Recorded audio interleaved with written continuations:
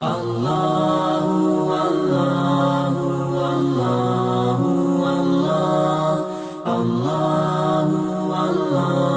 بیٹی کا نکاح کا پیغام آیا ہے۔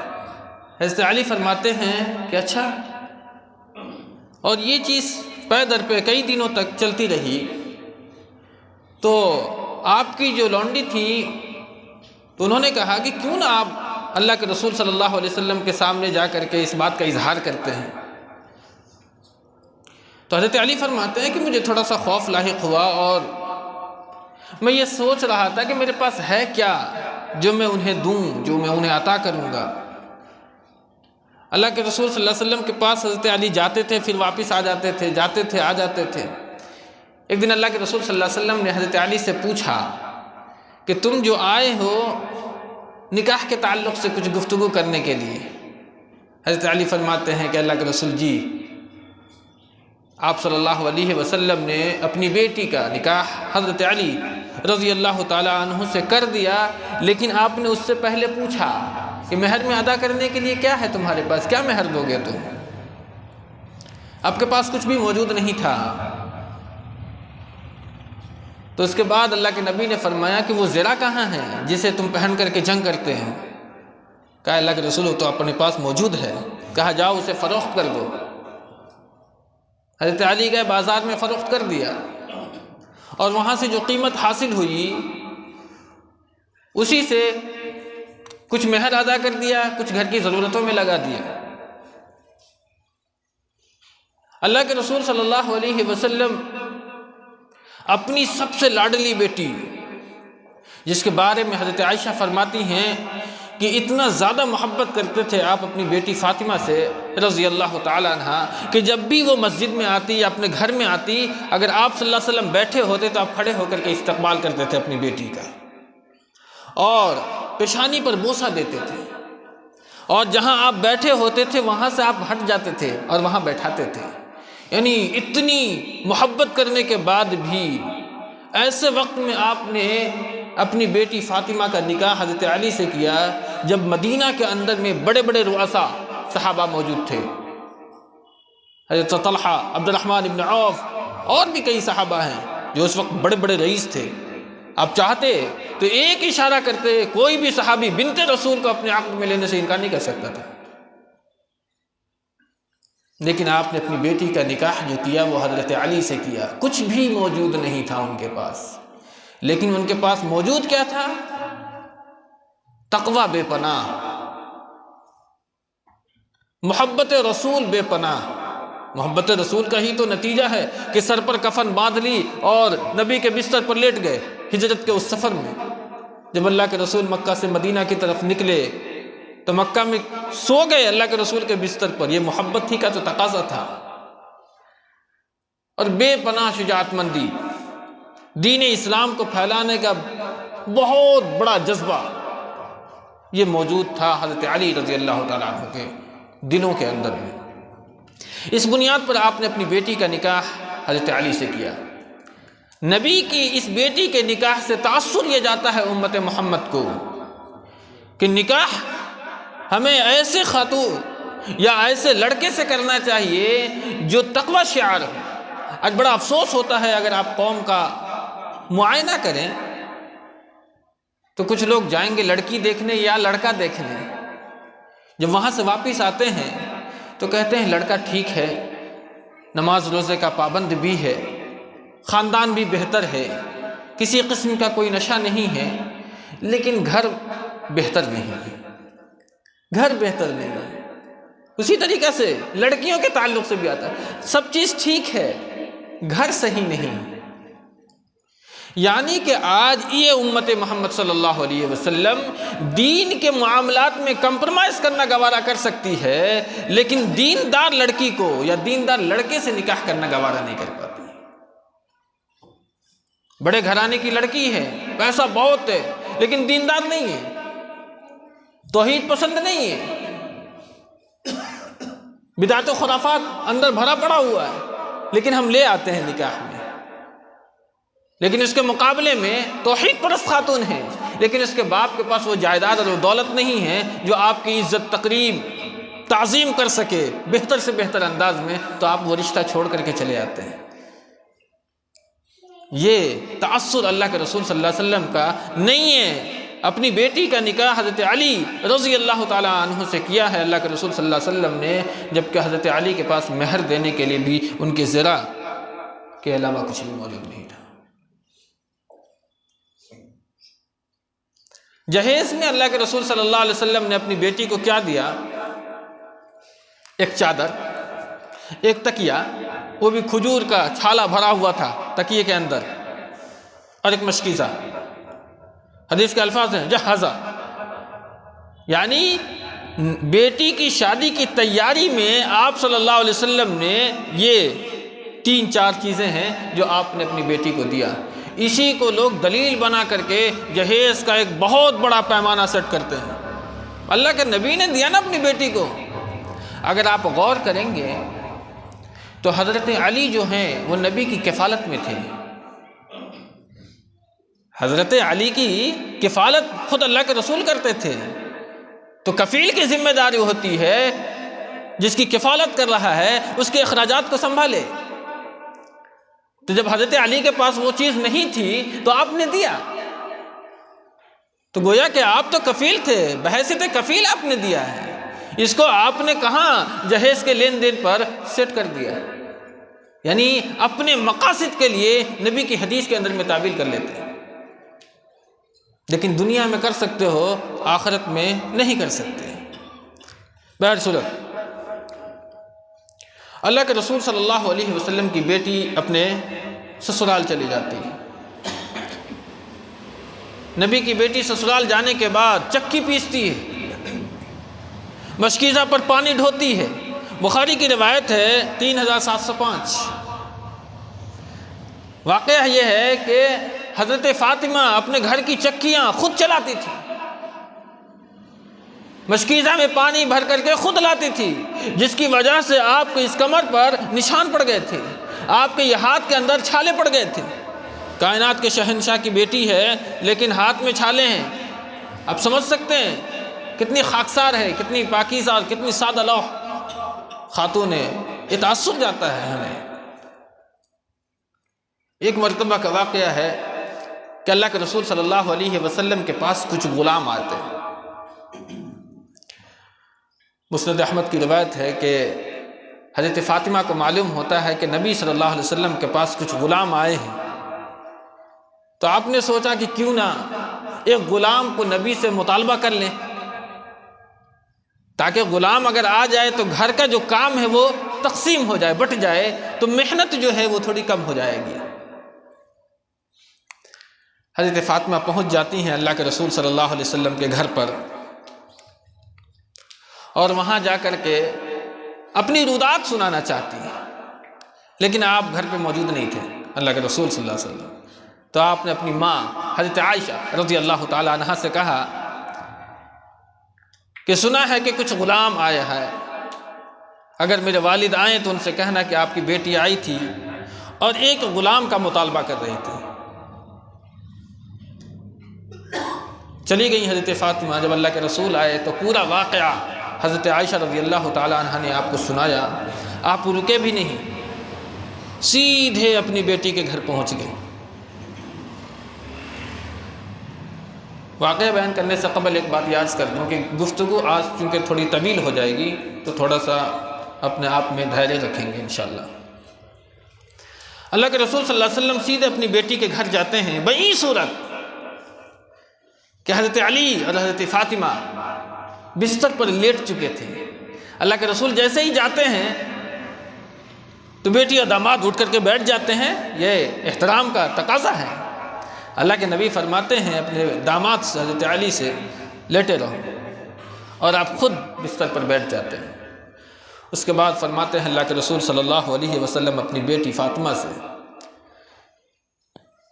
کہ غلام آیا ہے، صحیح سنا ہے تم نے، لیکن تیرے باپ کے پاس اتنی صلاحیت موجود نہیں ہے کہ وہ غلام تمہیں ادا کر سکے، یہ غلام تمہیں دے سکے جو تمہاری خدمت گزاری کے کام آئے۔ میرے پاس اتنی صلاحیت نہیں ہے۔ غلام تو آیا ہے لیکن وہ غلام میں ان لوگوں کے لیے رکھا ہوں جو صفہ والے ہیں، جن کے پاس نہ رہنے کا گھر ہے، نہ پہننے کو کپڑا ہے، نہ کھانے کے لیے کھانا ہے، تو میں نے یہ سوچا کہ اس غلام کو فروخت کر کے، بیچ کر کے، ان صفہ والوں کی زندگی گزارنے کے لیے کچھ اسباب مہیا کر لیں۔ لیکن میری بیٹی فاطمہ، میں تمہیں ایک چیز ضرور عطا کروں گا، ایک چیز میں تمہیں ضرور دوں گا جو اس غلام سے کہیں زیادہ تمہارے لیے بہتر ہے۔ آپ نے فرمایا اذا اتیتما الی فراشکما، وہ چیز کیا تھی؟ جب تم دونوں بستر پر سونے کے لیے جاؤ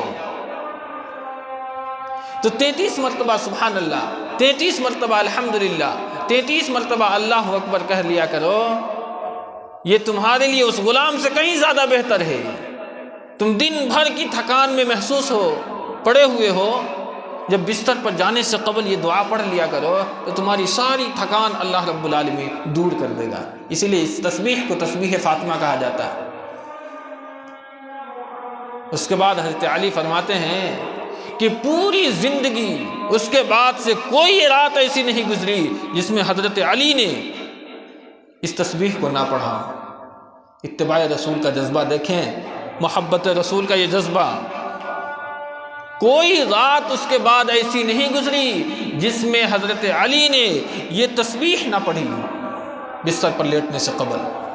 پوچھنے والے نے پوچھا حضرت علی سے رضی اللہ تعالیٰ عنہ، آپ صفین والی رات بھی پڑھے تھے؟ آپ صفین والی رات بھی یہ تسبیح پڑھی؟ جبکہ اس وقت تو بہت ہی پریشان تھے آپ، مسلمانوں کی دو جماعت آپس میں لڑنے بھڑنے والی تھی، تلوار میان سے باہر آ چکی تھی، ایک دوسرے کے لیے تلوار چمک رہی تھی، ایسے وقت میں بھی آپ نے اس تسبیح کو پڑھا تھا۔ حضرت علی فرماتے ہیں کہ اس رات بھی علی نے یہ تسبیح پڑھی تھی۔ اتباع رسول دیکھیں، محبت رسول دیکھیں تو یہاں دیکھیں حضرت علی رضی اللہ تعالیٰ عنہ کے اندر میں اتباع رسول کا بہت بڑا جذبہ تھا۔ ایک مرتبہ کا واقعہ ہے کہ آپ اپنی سواری پر سوار ہوئے، سبحان اللہ الحمدللہ پڑھے اور دعا پڑھی، سبحان الذی سخر لنا ھذا وما كنا له مقرنین وانا الی ربنا لمنقلبون، اور آپ مسکرائے۔ آپ اس دعا کو پڑھ کر کے مسکرایا۔ کسی صحابی نے پوچھا کہ سبحان اللہ الحمدللہ دعا پڑھنا یہ تو سمجھ میں آیا، مسکرایا کیوں؟ تو حضرت علی نے فرمایا کہ میں نے اپنے محبوب کو دیکھا ہے، محمد صلی اللہ علیہ وسلم کو، کہ جب وہ سواری پر سوار ہوتے تو دعا پڑھتے اور مسکرا دیتے تھے، اس لیے میں نے نبی کی اتباع میں مسکرا دیا۔ یہ ایک چھوٹی سی چھوٹی چیزوں کو بھی صحابہ دھیان میں رکھتے تھے، ایک ایک حرکت پر بڑی گہری نظر ہوا کرتی تھی صحابہ کی۔ حضرت علی کی یوں تو بے شمار ایسی چیزیں ہیں جو بیان کی جا سکتی ہے، لیکن میں اجمالاً آج ہی کے اس خطبہ جمعہ میں اس تقریر کو ختم کروں گا، اس لیے میں جو موٹی موٹی باتیں ہیں آپ کے درمیان رکھتا چلوں گا۔ اللہ کے رسول صلی اللہ علیہ وسلم، مسلم شریف کی روایت ہے 24:24، حضرت عائشہ فرماتی ہیں کہ اللہ کے رسول صلی اللہ علیہ وسلم اپنے گھر سے نکلے اور آپ کے کندھے پر ایک چادر تھی جو کہ کالے رنگ کی تھی اور نقش و نگار والی چادر تھی۔ اس کے بعد آپ نے حضرت علی کو، حضرت حسن کو، حضرت حسین کو رضی اللہ تعالی عنہما اور حضرت عائشہ کو اسی چادر میں لپیٹ لیتے ہیں اور قرآن کریم کی آیت کریمہ تلاوت فرماتے ہیں، انما یرید اللہ لیذھب عنکم الرجس اہل البیت ویطہرکم تطہیرا۔ جو لوگ یہ کہتے ہیں کہ اہل حدیث اہل بیت سے محبت نہیں کرتا، وہ سوچے جتنی محبت ہم کرتے تم نہیں کرتے۔ اللہ کے رسول نے اسی چادر میں سب کو ڈھانپ کر کے یہ آیت کریمہ تلاوت فرمائی کہ اللہ رب العالمین چاہتا ہے اہل بیت کے تعلق سے لیذھب عنکم الرجس، کہ انہیں خبیث چیزوں سے، گندی چیزوں سے، علائشوں سے پاک صاف کر دے۔ انما یرید اللہ لیذھب عنکم الرجس واہل البیت ویطہرکم تطہیرا، بالکل پاک صاف بنا دے اہل بیت کو۔ تو معلوم یہ ہوا کہ امہات المؤمنین کے علاوہ حضرت حسن، حسین، فاطمہ اور حضرت علی رضی اللہ تعالی عنہم اجمعین بھی اہل بیت میں شامل ہیں۔ لیکن کچھ لوگ یہ ہیں کہ انہی کو اہل بیت مانتے ہیں، امہات المؤمنین کو اہل بیت سے نکال دیتے ہیں۔ یہ غلط ہے۔ آپ قرآن کی آیت کریمہ پڑھیں، سورہ احزاب، وہاں اللہ نے تفصیل سے بیان فرمایا۔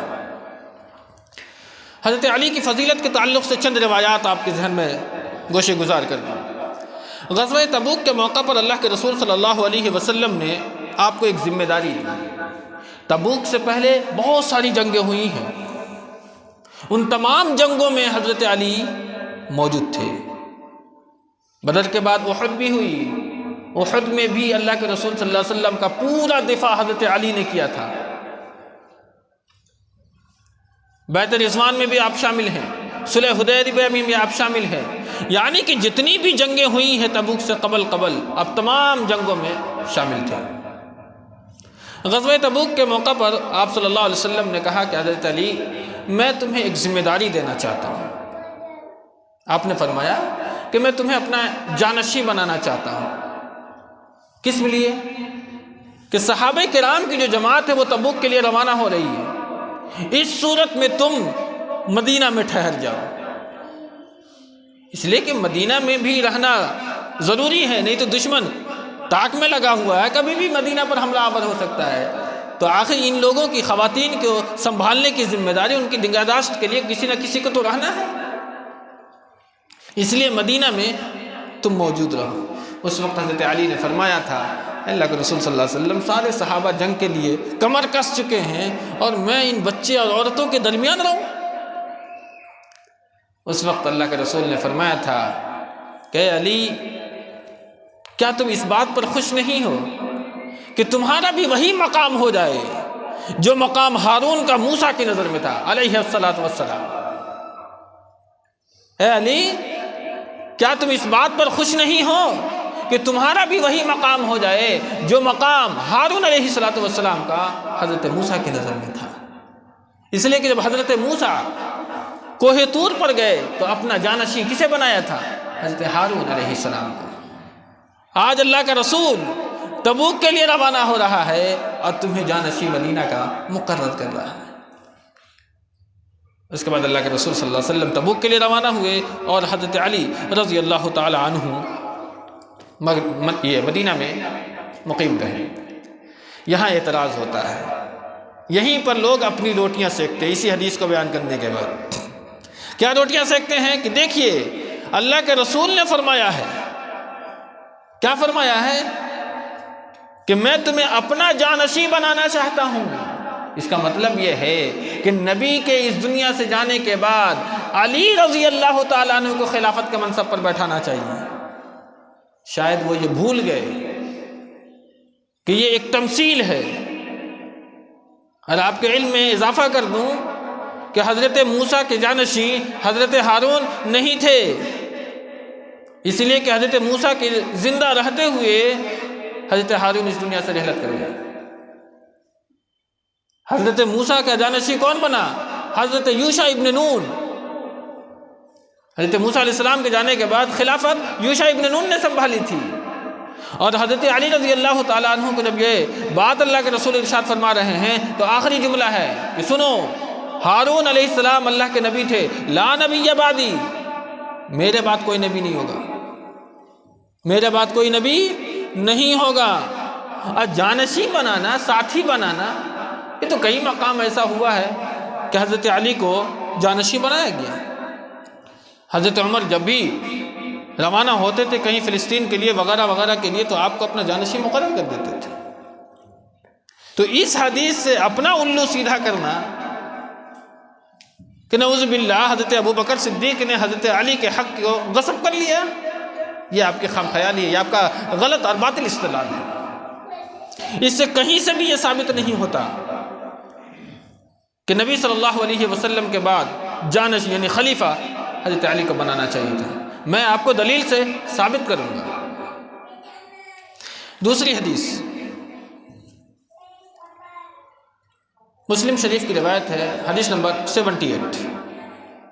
حضرت علی کہتے ہیں رضی اللہ تعالی عنہ، والذی فلق الحبہ، قسم ہے اس ذات کی جو دانہ نکالتا ہے، زمین پھاڑ کر کے دانہ نکالتا ہے، وبرأ النسمہ، اور قسم ہے اس ذات کی جس نے روحوں کو پیدا کیا ہے،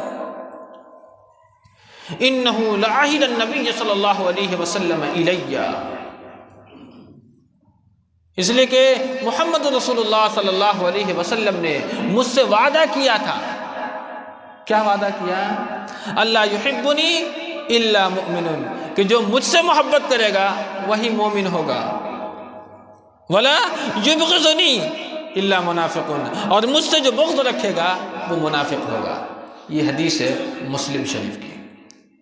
اب اس سے یہ لوگ یہ کہنا چاہتے ہیں کہ حضرت علی، حضرت طلحہ، حضرت زبیر رضی اللہ تعالیٰ عنہ اجمعین بھی منافق تھے، نعوذ باللہ من ذلک۔ اس لیے کہ جنگ جمل جب ہوئی تو حضرت علی کے مقابلے میں حضرت طلحہ، حضرت زبیر، حضرت عائشہ کھڑی تھیں، تو کیا وہ لوگ منافق تھے؟ تم دائرہ اسلام سے خارج ہو سکتے ہو اگر ایسا عقیدہ تمہارے قلب کے اندر میں موجود ہے۔ پتہ ہونا چاہیے کہ طلحہ کون ہے، جن کے بارے میں خود نبی پاک نے فرمایا ہے کہ اس روئے زمین پر اگر جنتی دیکھنا چاہتے ہو تو طلحہ کو دیکھو رضی اللہ تعالیٰ عنہ، یہ جنتی جا رہا ہے۔ حضرت زبیر کون ہے؟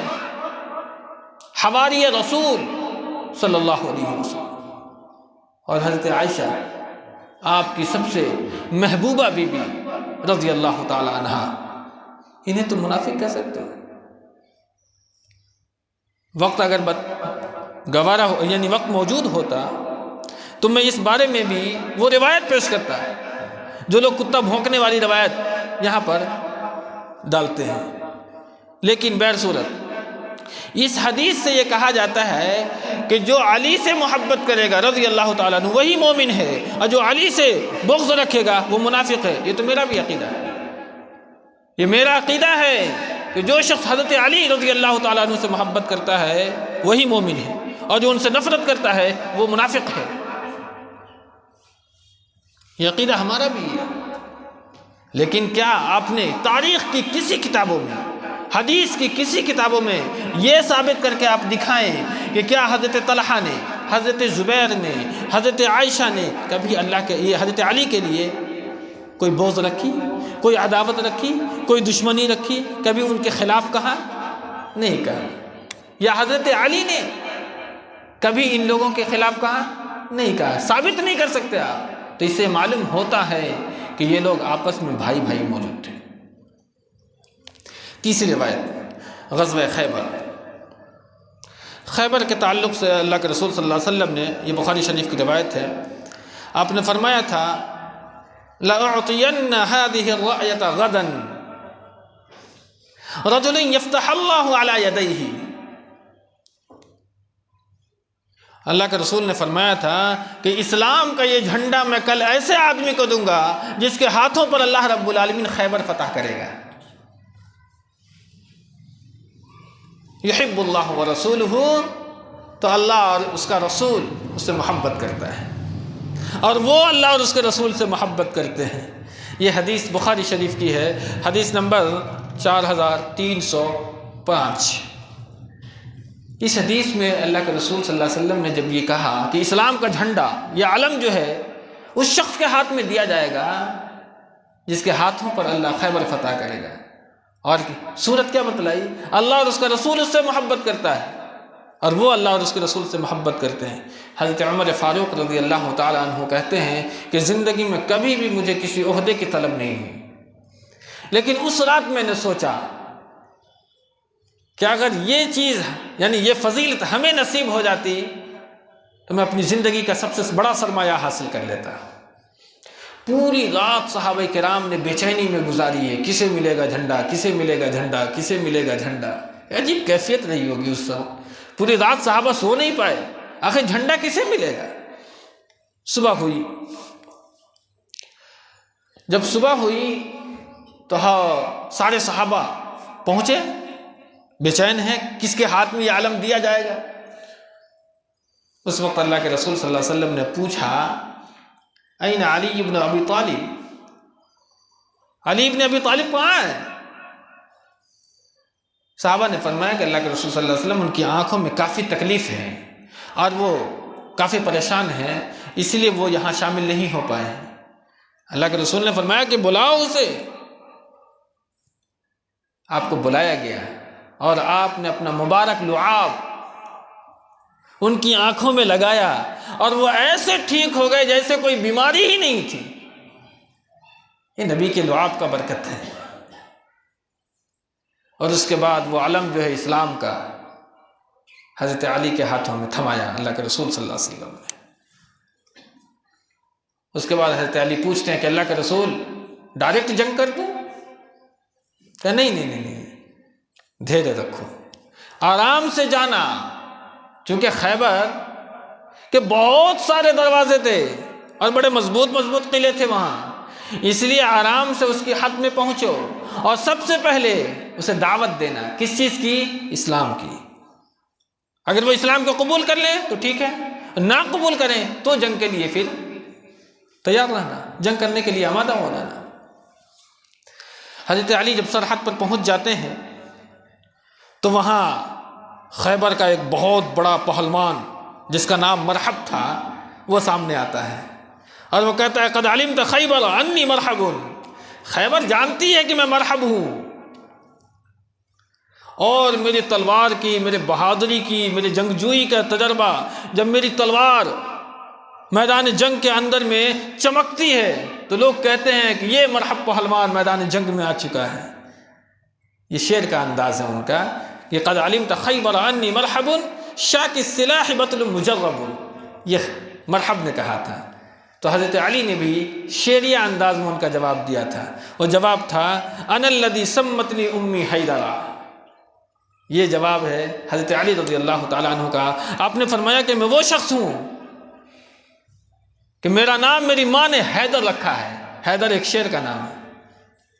کیا فرمایا؟ انا الذی سمتنی امی حیدرا کلیث غایات کریہ المنظرا۔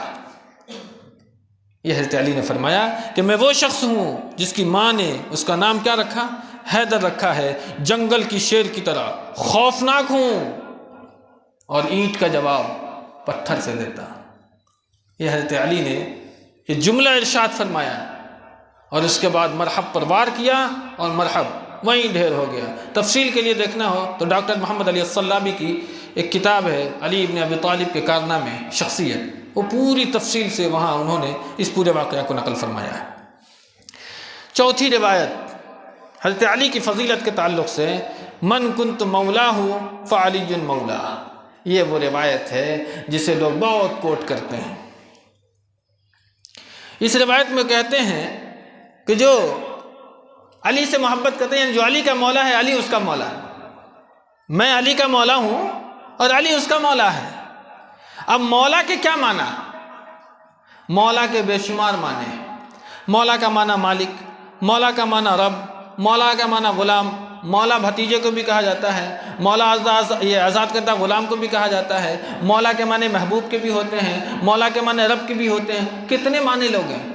تم کون سا معنی مراد لینا چاہتے ہو؟ یہاں جو مولا کا معنی مراد ہے وہ محبوب ہے، وہ محبوب کے معنی میں ہے۔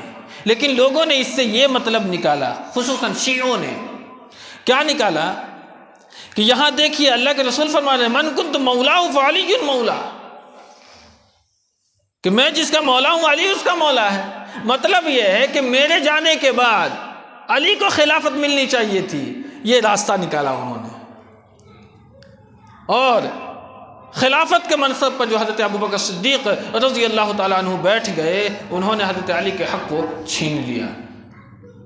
اس کے تعلق سے بہت بڑا وصیت نامہ ہے اللہ کے رسول صلی اللہ علیہ وسلم کا، میں اتنی تفصیل میں نہیں، لیکن وہ حدیث آپ کے سامنے کوٹ کروں گا۔ بخاری شریف کی روایت ہے، اللہ کے رسول صلی اللہ علیہ وسلم مرض الموت میں تھے، اسی مرض میں اللہ کے رسول اس دنیا سے رحلت کر گئے۔ حضرت عائشہ فرماتی ہیں کہ اللہ کے رسول صلی اللہ علیہ وسلم نے مجھ سے کہا، کیا کہا؟ ادعی لی اباکی و اخاکی۔ کس سے فرمایا؟ اللہ کے نبی نے حضرت عائشہ سے، کہ اپنے باپ اور اپنے بھائی کو میرے پاس بلاؤ۔ یہ حدیث بہت کام آئے گی، غور سے سنیں گے آپ۔ ادعی لی اباکی و اخاکی، اے عائشہ تم اپنے باپ کو اور اپنے بھائی کو میرے پاس بلاؤ۔ کیوں بلاؤ؟ حتی اکتب کتابا، یہاں تک کہ میں کچھ لکھوں، کچھ وصیت کروں۔ کیوں؟ اللہ کے نبی نے فرمایا فإنی اخاف ان یتمنی متمن، کہ مجھے خوف ہے، مجھے ڈر ہے کہ کہیں کوئی تمنا کرنے والا تمنا نہ کرے، وَيَقُولَ قَائِلٌ، اور کہنے والا یہ کہنے نہ لگ جائے، کیا کہنے نہ لگ جائے؟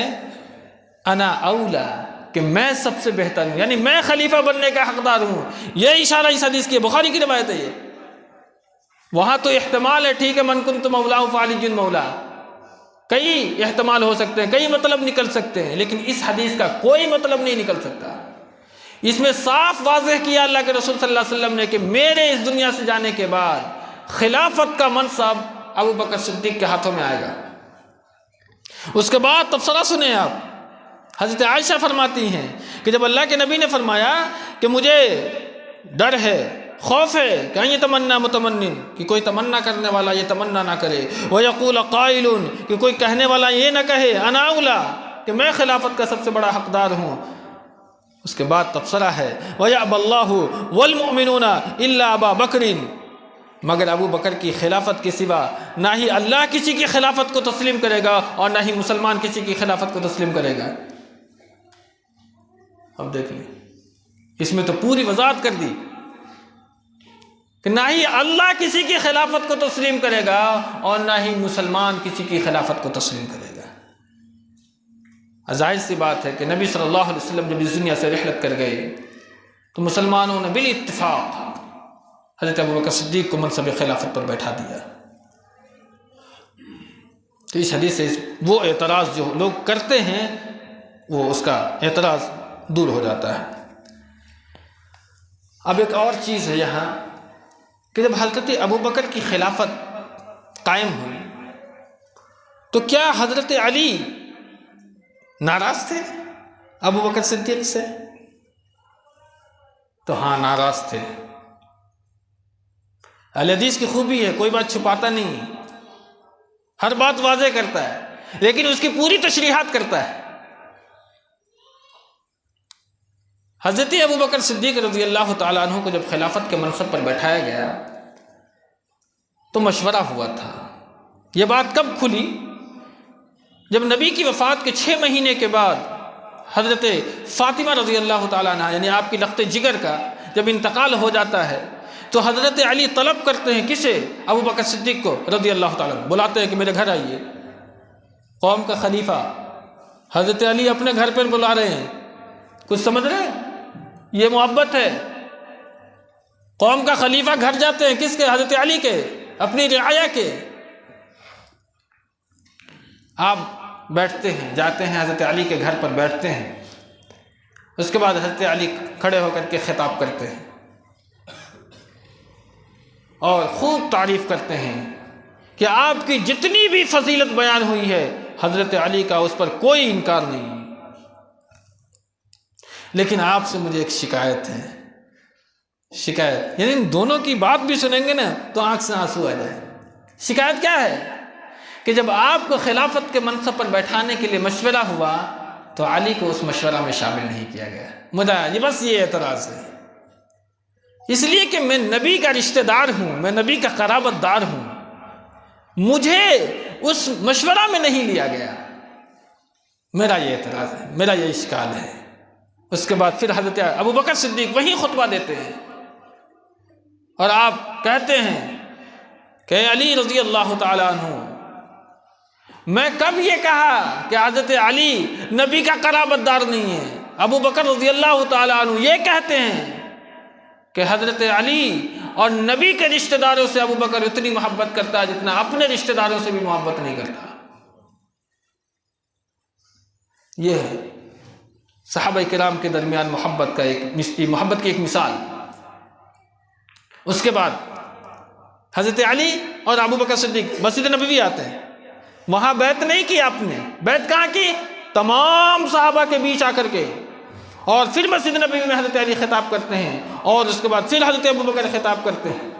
اور جب اس وقت حضرت ابوبکر خطاب کرتے ہیں تو حدیث کا الفاظ ہے ففاضت عینا، آپ کی آنکھ سے آنسو چھلک پڑتا ہے۔ اور اس کے بعد حضرت علی حضرت ابوبکر صدیق رضی اللہ تعالیٰ عنہ کے ہاتھوں پر بیعت کرتے ہیں۔ تو یہ محبت ہے۔ اگر تم یہ اعتراض کرتے ہو کہ حضرت ابوبکر صدیق نے حضرت فاطمہ کا حق نہیں دیا، جب کہا جاتا ہے شیعہ خاص طور سے کہ جب حضرت فاطمہ وراثت لینے گئی ابوبکر صدیق کے پاس تو آپ نے یہ کہہ کر کے انہیں منع کر دیا کہ نبی کی وراثت تقسیم نہیں ہوتی، ظاہر سی بات ہے اللہ کے رسول نے فرمایا ہے۔ اور حضرت ابوبکر صدیق رضی اللہ تعالیٰ عنہ کا فرمان ہے کہ ابوبکر زندگی کے کسی مراحل میں کمپرمائز کر سکتا ہے، لیکن اللہ اور اس کے رسول کے معاملے میں کبھی بھی کمپرمائز نہیں کر سکتا ہے۔ نبی کے معاملے میں، اللہ کے معاملے میں کبھی صلح پسندی نہیں کر سکتا ابوبکر صدیق رضی اللہ تعالیٰ۔ جب اللہ کے رسول صلی اللہ علیہ وسلم کے حدیث حضرت فاطمہ کو سنایا گیا تو حضرت فاطمہ فسکتا، حدیث کا الفاظ ہے خاموش ہو گئی اور آپ وہاں سے چلی آئی۔ اگر آپ کا یہ اعتراض ہے کہ حضرت فاطمہ ابوبکر صدیق سے ناراض ہو گئی اور اسی حال میں اس دنیا سے چلی گئی، تو آپ گویا حضرت فاطمہ پر الزام لگاتے ہیں۔ کیا الزام لگاتے ہیں؟ الزام یہ ہے کہ حضرت فاطمہ نے نبی کی حدیث سن کر کے ناراضگی کا اظہار کیسے کیا؟ نبی کی بیٹی ہے، نبی نے تربیت کی ہے، ان کی پرورش کی ہے، ان کی پرتاخت کی ہے۔ نبی کی بیٹی نبی کے فرمان پر ناراض ہو سکتی ہے؟ اگر ایسا عقیدہ ہے تو گویا کہ آپ نے حضرت فاطمہ رضی اللہ تعالیٰ عنہ پر الزام کر دیا، تو انہوں نے نبی کی بات کو ماننے سے انکار کر دیا۔ اور جس باغ کی بات آپ کر رہے ہیں فدق کا باغ، یاد رکھیں کہ حضرت علی رضی اللہ تعالیٰ عنہ نے بھی اپنے دور خلافت میں بھی فدق کا باغ حاصل نہیں کیا، ویسے ہی استعمال کیا جیسے یہ تینوں خلیفہ کے درمیان وہ فدق کا باغ استعمال میں تھا۔ حضرت علی تو خلیفہ تھے، کچھ بھی کر سکتے تھے، اگر وہ حق حضرت علی کا تھا تو آپ تو وصول کر سکتے تھے، آپ تو خلیفۃ المسلمین تھے۔ یہ بات بھی اس بات پر دلیل ہے کہ فدق کا باغ جس کام کے لیے اللہ کے رسول نے متعین کیا تھا وہی کام تھا، یعنی کہ فدق کی جو بھی آمدنی تھی وہ اہل بیت پر خرچ ہوا کرتی تھی، لیکن ملکیت خلافت اسلامیہ کی تھی، ملکیت کسی کی نہیں تھی۔ تو یہ اعتراض باطل ہو جاتا ہے۔ اور یاد رکھیں اگر ابوبکر رضی اللہ تعالی عنہ سے دشمنی ہوتی حضرت علی کو تو کبھی بھی اپنے بیٹے کا نام ابوبکر نہیں رکھتے، اور حضرت علی کے بیٹے حضرت حسن نے بھی اپنے بیٹے کا نام ابوبکر رکھا، حضرت حسین نے بھی اپنے بیٹے کا نام ابوبکر رکھا۔ اگر دشمنی ہوتی تو یہ تینوں نسلیں اپنے اپنے بیٹے کا نام ابوبکر رکھتے؟